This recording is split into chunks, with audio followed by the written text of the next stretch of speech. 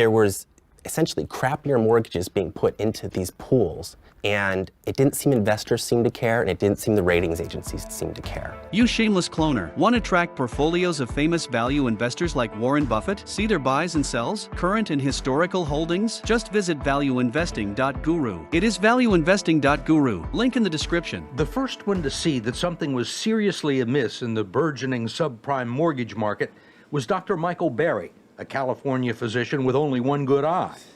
He lost the other one to cancer as a child and also suffers from Asperger's syndrome, a condition related to autism that often produces an aversion to social contact. Uncomfortable dealing with patients, Burry quit medicine and started a hedge fund in Cupertino, spending most of his time in a darkened office glued to his computer screen. Beginning in 2003, he turned to something that no one else in America was doing: reading and analyzing the pools of risky subprime mortgage loans that Wall Street had been buying up and bundling into highly profitable mortgage-backed securities, which they were selling to investors around the world.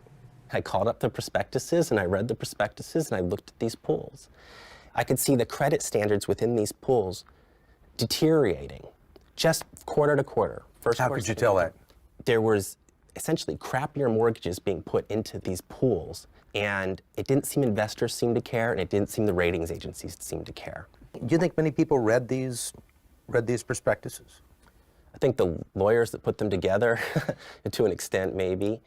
Do you think the executives at the big Wall Street firms who were issuing these bonds had read them or understood them? I don't think they read them, no. I think that there were probably junior analysts that were given the task of reviewing these documents. However, I think that this was a profit center. It was a profit center. It was something the organization wanted to do. In effect, Lewis writes, Michael Burry was doing the first real analysis of the creditworthiness of the subprime borrowers and the structure of the complicated Wall Street mortgage securities, the kind of work that was supposed to have been done by bond rating agencies like Standard & Poor's and Moody's so that investors could accurately judge their risk. What you were doing sounds to me like the job that the rating agencies should have been doing. There's no way the ratings agencies had anywhere near the manpower to look through all that was being issued. Yeah, but you're one guy. And you found it. You would think that even if they just looked at a sample, maybe they would have come to a realization. But by 2005, Michael Burry had come to the realization that the Wall Street bond market had lost its mind. It was buying up hundreds of millions of dollars in dicey loans to unqualified buyers who were, in Michael Lewis's words, one broken refrigerator away from default.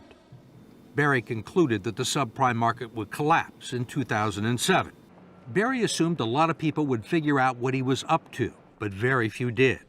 It took 2 years for the drama to play out, but the subprime mortgage market finally collapsed in 2007, just as he had predicted.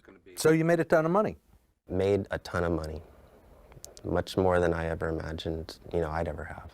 We made $725 million, I think, on the funds in 2007.